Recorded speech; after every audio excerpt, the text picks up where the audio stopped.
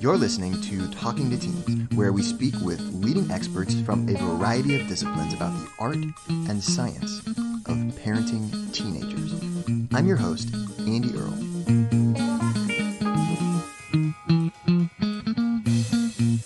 We're here today with Charlan Nemeth, talking about the importance of being the voice of dissent in your teenager's life and the science that shows your teenager is going to hate you for it. Charlan is a professor at Berkeley and the author of the book In Defense of Troublemakers, The Power of Dissent in Life and Business. She studies dissent and conflict and the ins and outs and surprising benefits of criticism and argumentation. We are going to be talking with Charlan today about her work on dissent. Do you feel like you have too much dissent in your house? Maybe you don't feel like there's enough dissent or like you have the wrong type of dissent. Well, we are going to dive into all of that and more, give you a look at the benefits of dissent, how to do it in the right way, dissenting respectfully, and how to teach your teenager to also be a voice of dissent within their own peer group and in their own life, sharing their ideas and helping their friends and classmates avoid groupthink and the risky shift. All that and a whole lot more is coming up on the show today. Charlan, thank you so much for taking the time to be here. You research troublemakers and dissenters, and you've been doing this for quite some time now. What got you into this field of study? I'll try to make it succinct if I can. It was a bit of a journey, in all honesty, but I think, interestingly enough, it does play back a little bit to what we were talking in the prelude to this conversation, in the sense that I think there are certain values that you have that you grow up with. And they actually come back to guide a lot of decisions in life. But I think what happened is that it was literally, I remember this, a single lecture in a social psychology course, and it was on brainwashing. And they had interviews with men who were returning from the Korean War. And there had been some very astute, cruel, but astute mechanisms for essentially isolating the men from one another, because basically if you break trust and you're isolated, then there were guys who would just literally crawl up and die in their beds. I mean, wow. It became clear the power that people had over one another and the influence we have on one another, rather than being our independent, isolated, self-contained people. And that lecture stuck with me. A professor put an arrangement together where I was in Oxford for a year doing research with a man who had a lot of impact. He was an Eastern European Jew who figures kind of heavily in the mentors that I've had. And he spent 5 years in a prisoner of war camp, not a concentration camp, luckily. He lost his whole family in the Warsaw Uprising, da-da-da-da-da. He really had a sense of major issues in the world in which social psychology could speak to them if we were just smart enough about how to do it.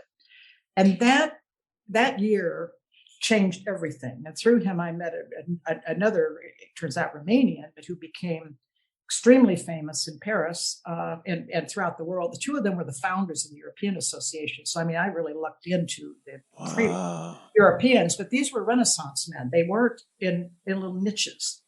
Okay. And so basically, at the end of that, I decided to then finish my PhD. I did it at Cornell. And then what do you do when you have a PhD? You start teaching. So then I taught at the University of Chicago and the University of Virginia. I think throughout all this, what I'm really getting at is kind of a long way around it. But I think throughout all of that, I was searching for something that gave me that passion I felt in that first lecture when I was an undergraduate. And it really had to do with this power of influence of people over one another. And these were two individuals who kind of understood influence and they understood power, but they also had deeply seated values that really cared about the underdog. And it was not in vogue in my field because influence was equated with persuasion. So I've always had an interest in law, but I was always interested not in winning so much, but in making sure that the group made the best decision. So if I was working, and I did some consulting for about 10 years, and I'd help them win the case if I took it on. But where my heart really was that I really cared whether or not the jury made the right decision. And that is a much more subtle and complicated thing to think about. But it permeated my work, because while I was studying a lot of influence, and most of that was about conformity. So what you began to realize is the power of numbers.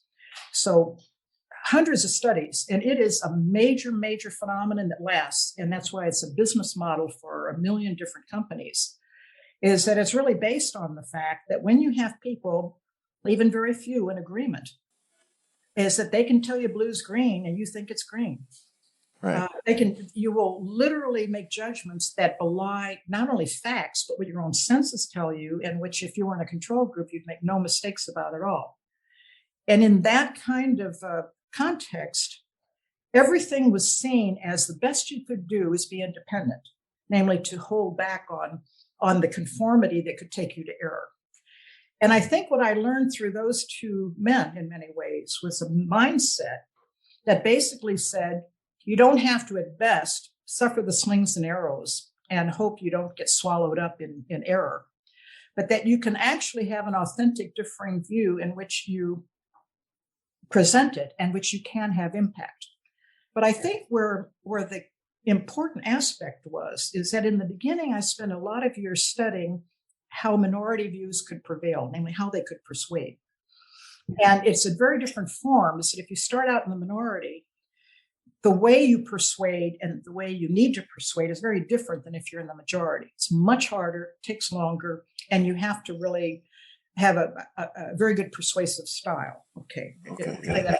However, what you find is that many times your impact is not public or immediate. It's latent. It's more like you've had impact, but nobody's going to admit to it.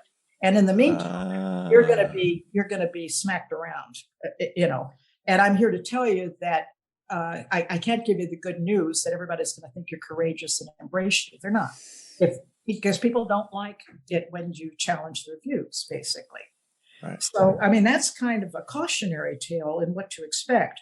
But I think where the work took a turn for me that became important in the context of my even personal history is that recognizing the latent influence of minority viewpoints, of dissent, really, of bucking that majority, opened up the possibility that you had impact on their thinking in a way that would not be obvious and would not even be triggered by their actual change of attitude. What we find is that what dissent does, and even when it's wrong, that's the beauty of it, is that even when you vary whether it's right or even when it's wrong, it stimulates thinking that if you could train somebody, is what you train them to do to make good decisions. They actually search for more information on more sides of the issue. They consider the cons as well as the pros.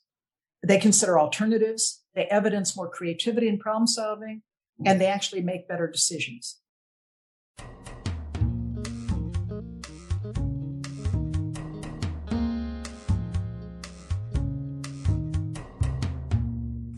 Our listeners are parents of teenagers, and a lot of times they feel like they have a lot of dissent happening in their households, and arguments and criticisms, and a couple troublemakers as well.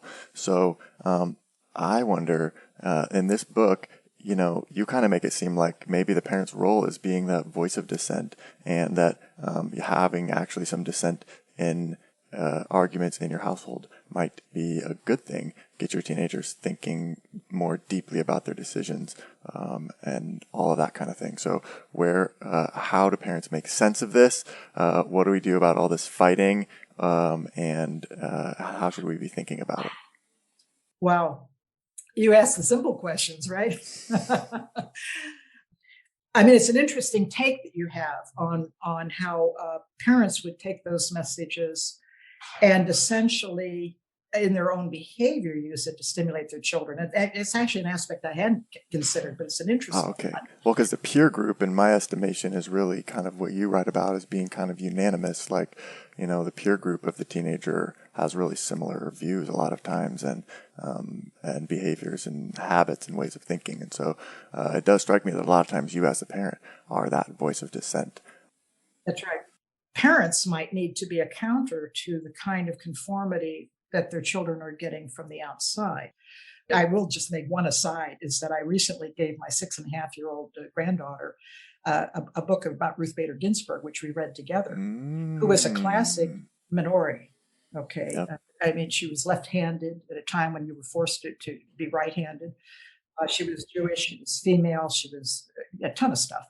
And she was also a Supreme Court, mega person. Anyway, when I gave it to her, I kept thinking, what have I done? Because she really took to the book. She remembered every aspect. I could tell that she embraced the fact that Ruth Bader Ginsburg was different. And that it's not that she became problematic or argumentative, but that she became known for being an authentic voice. And she'd wear her collar when she planned to disagree.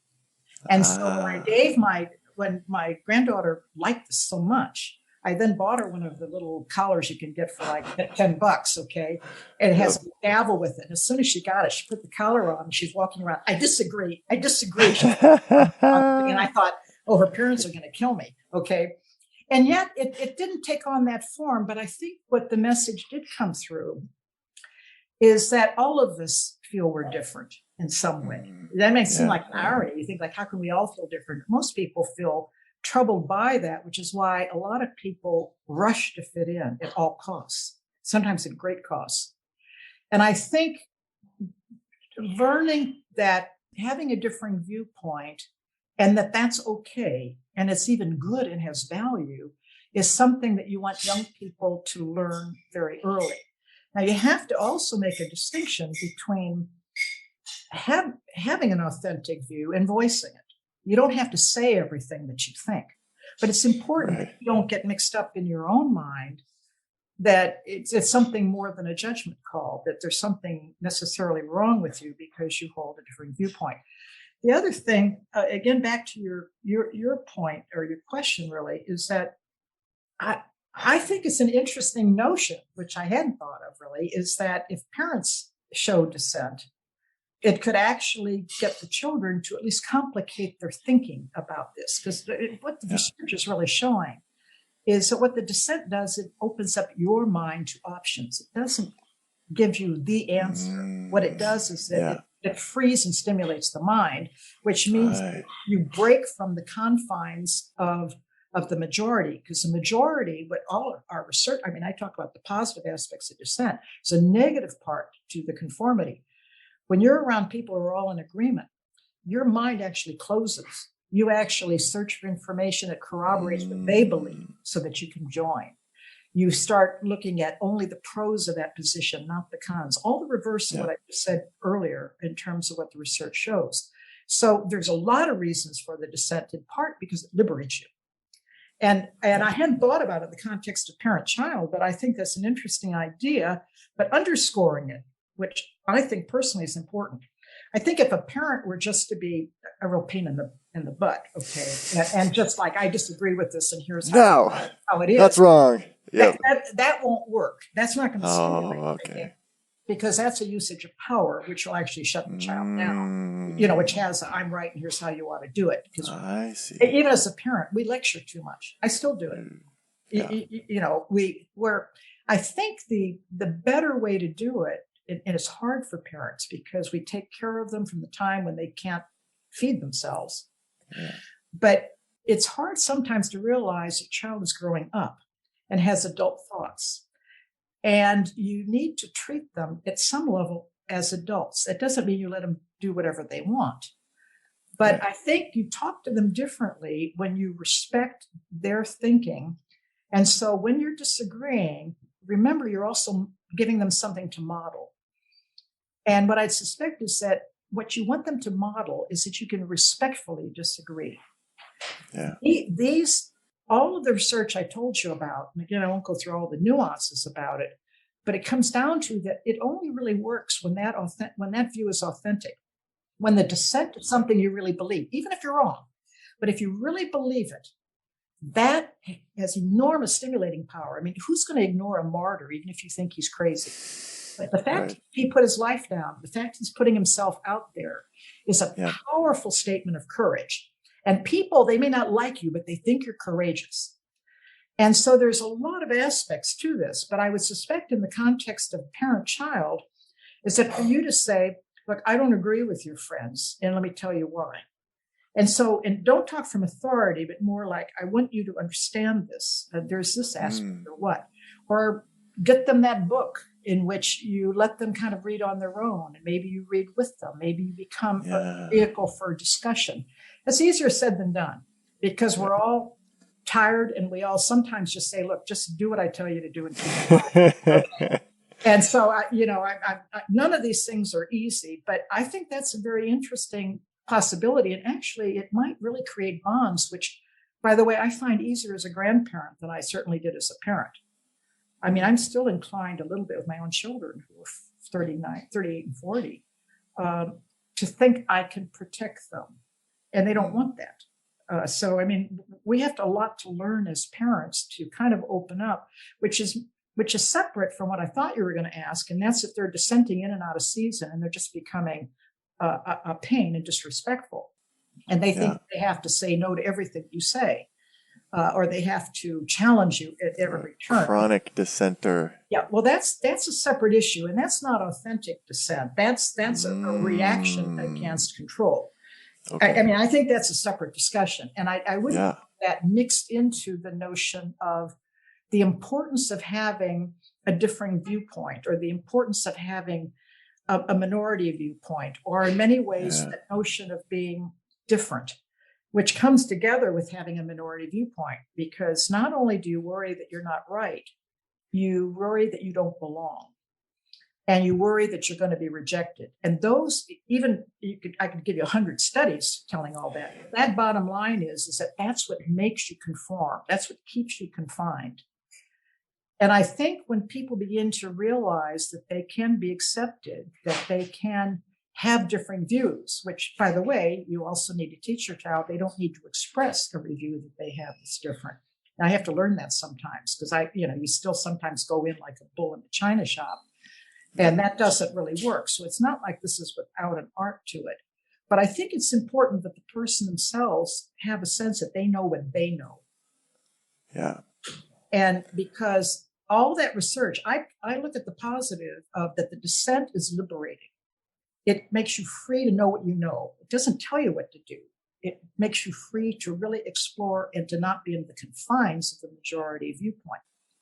It also stimulates thinking that the bottom line of all the research is that it actually stimulates you, even when it's wrong, by the way, dissent, is that you search more widely, you think of more options, you show more creativity, you make better decisions. In many ways, the mind widens and searches in what I call divergent thinking. That's a powerful, powerful benefit you give them. The admonition is you may not be patted on the head for it, but you will in fact provide an enormous service.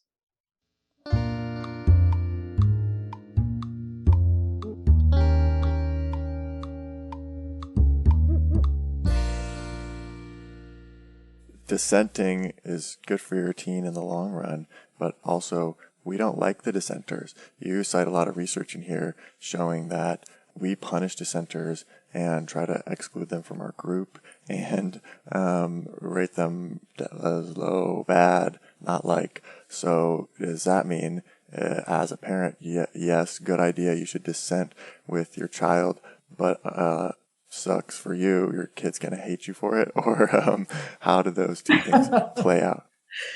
I think there has to be an artful middle ground that a parent can find. You want your child, I think, to be able to think independently. That's number one. And I think to do that, they need to be aware of the kind of pressures that they have that sometimes send you to error. So I think there's a message there to beware of when everybody's in agreement, and to realize is that you don't, also the other message, but this is a practical one, you don't have to say everything that you think. And that's a lesson that I sometimes still have trouble following. Okay. But it does mean what you want your child to have is to know their own minds. What happens, you see, most of the time is that they don't. When everyone around you believes something, even if it's not true, or thinks something is appropriate, people aren't capable really very much of independent thought. That conformity to error is powerful. And there are thousands of studies on this, and they go over decades and decades. I mean, this is not a trivial phenomenon. And people don't even know what they know after a while. And people are raised in particular bubbles. I mean, a lot of times in the book, even, I talk about the bubbles that we're raised in. And when you never have dissent in there, you stay very sure of yourself and often very wrong and kind of myopic in terms of the way you view the world, which is not something anybody wants. So to have that kind of independent of thought, where you take truth where it exists, where you're able to examine it kind of intellectually for yourself in a way, means you have to be to some extent liberated from what are going to be the incredible confines of thinking that come from your peer groups in particular. And I think is particularly painful during adolescence, because you want to belong, and we all want to belong. Yeah. And so sometimes we say things we don't believe. Sometimes we're quiet and we think we should speak up. Sometimes we walk around in fear. Sometimes we don't want to admit to fear, and we become part of the crowd that dampens everybody else's freedom of thought or makes premature judgments. I mean, we could go on and on about the pros and cons of this, but I think it really becomes important to have some independence of thought. It doesn't mean that you're going to be a dissenter day in and day out, or you're going to be a pain in the butt whenever you can, or you're going to be constantly challenging. You have to be judicious if you want to have influence. But at the same time, you don't want to lose your own way. So there's a time to speak up, and there might be a time to be silent. And your strategies are very personal, but I think you don't want to lose sight of your own ability to be able to think in what I call divergent ways, to see multiple possibilities, the ups as well as the downs. Because this stuff, when it goes unchallenged, can be very painful and have terrible repercussions. And maybe it's sort of particularly acute during adolescence, but it's there throughout life. We're talking with Charlan Nemeth about how to dissent with your teen and what to do if your teen is dissenting with you a little too much. And we're not done yet. Here's a look at what's coming up in the second half of the show. A thing in social psychology called the risky shift was basically a set of studies that showed if you had people with a propensity for risk-taking, you put them together in a group and they just become more risky.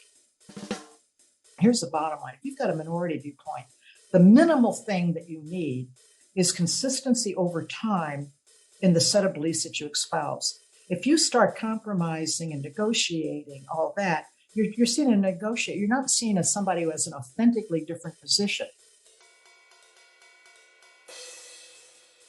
And so if your hope is to be open and to learn and to expand, that's not an easy road, particularly not as a teenager, where fitting in is so important. And there's sometimes painful repercussions for being different.